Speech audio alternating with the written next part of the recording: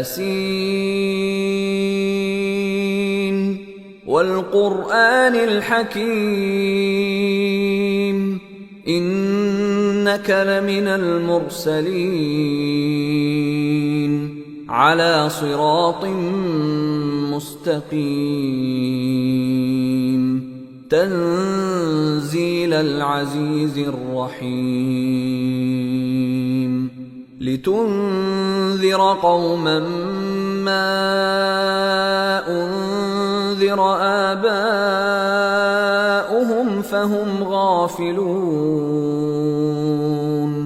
لقد حق القول على أكثرهم فهم لا يؤمنون إنا جعلنا في أعناقهم أغلالا فهي إلى